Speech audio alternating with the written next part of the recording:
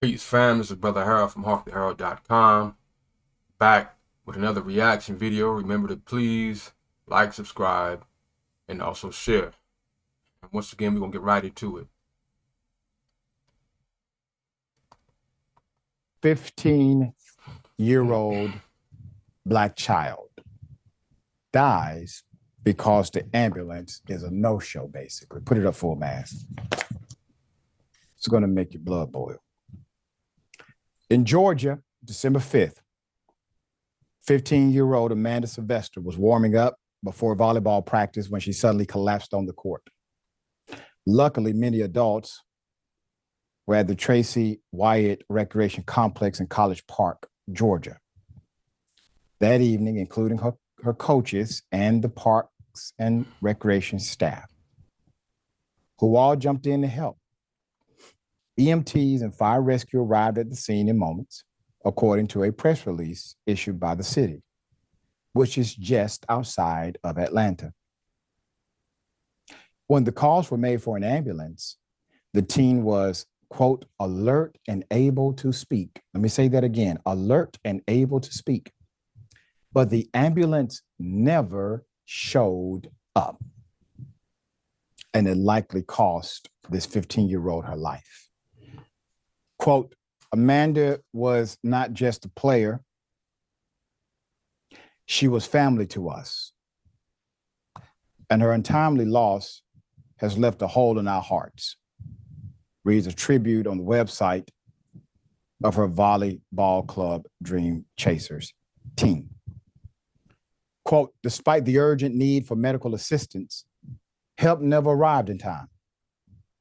And we are determined to share her story to prevent such a tragedy from happening again. College Park city officials said an ambulance had been initially requested on a 911 call and through fire rescue. After desperately waiting, several follow-up calls were made, but no one ever arrived. Sylvester and her worried loved ones waited for more than an hour, reported Atlanta News First. Her mom then made the difficult decision to take her daughter to the hospital in her van. After arriving at Children's Healthcare of Atlanta, Hughes Spalding Hospital, doctors were assessing the young athlete when she suffered cardiac failure and was revived once before dying, read the press release. Quote, Grady EMS never fully responded to the call at the Tracy Wyatt Recreation Complex, and that emergency transport request was not canceled. Unfortunately, such delays in emergency services are on the rise nationally. Investigate TV analyzed national data and found that the average wait time for an ambulance in the US is getting longer because of backups at hospitals. Emergency medical services crews reported being delayed returning to active service more than 890,000 times in 2023. What's more, 1 in 5 of those delays lasted at least an hour.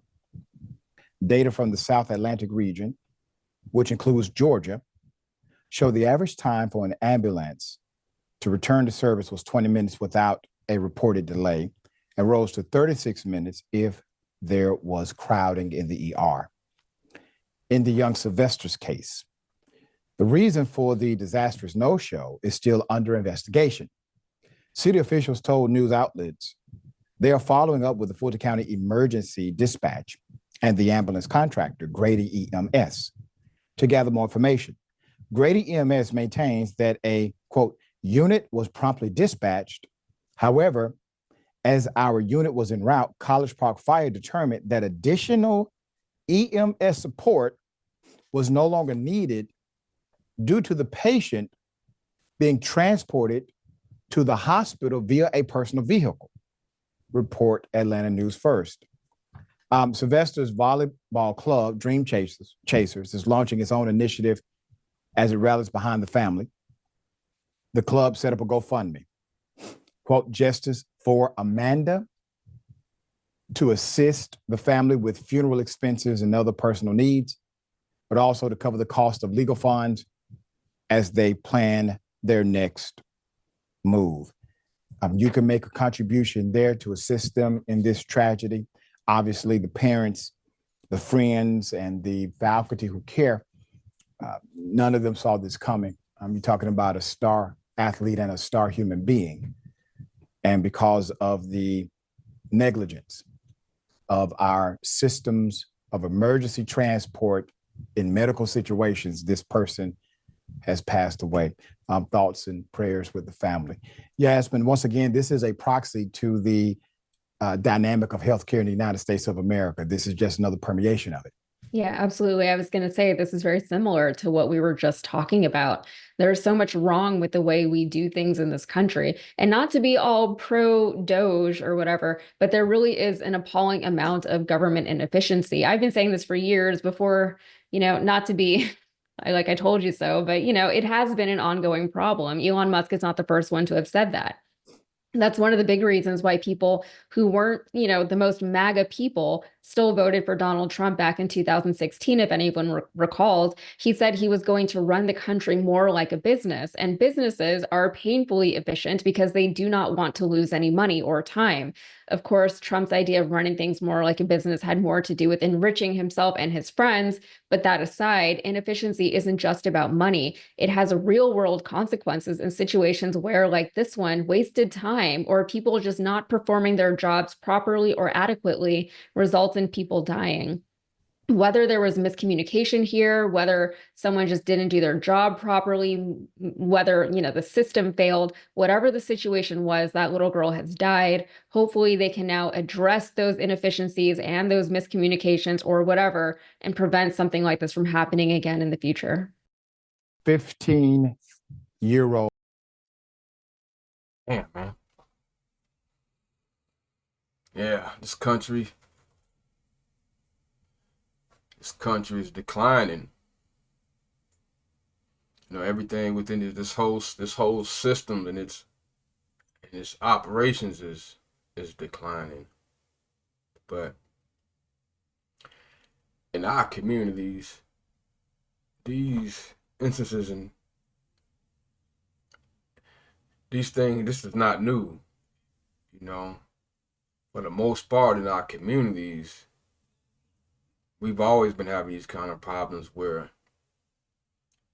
they didn't show up on time, or you had to wait on hold. You have to wait on hold a long time. Especially in our communities.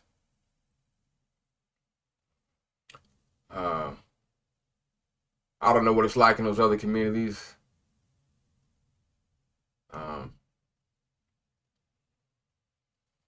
But I wouldn't be surprised, that when they're getting all these calls, from different communities, what guides their decisions, which communities are they going to respond to first when they get those calls. If they're backed up, where they going first? If they get simultaneous calls in, these prominent communities, with these other folks, slave masters' children, with a lack of response or, efficiency or, speediness, when they respond a lot faster. Do they respond a lot faster? I'm pretty sure they do.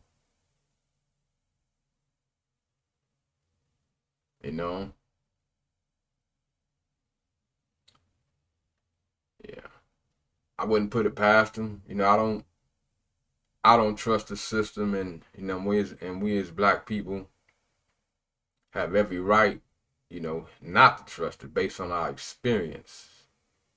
Our whole sojourn here, in this country, since we were taken as slaves, and made slaves. We continue to have experiences like this. I don't trust it. I don't put anything past them. I don't believe, and I don't believe what they say, you know. Um, the devils, the liars, you know, they're only try to cover up and justify everything that they do and not do, you know, everything to work in their favor, as the police do, when, as the justice system does when we're killed, and how they can have videos and see the same thing that we're seeing, and their response is, you know, we're going to do an investigation, and, you know, we see the videos, and we have every right not to trust them.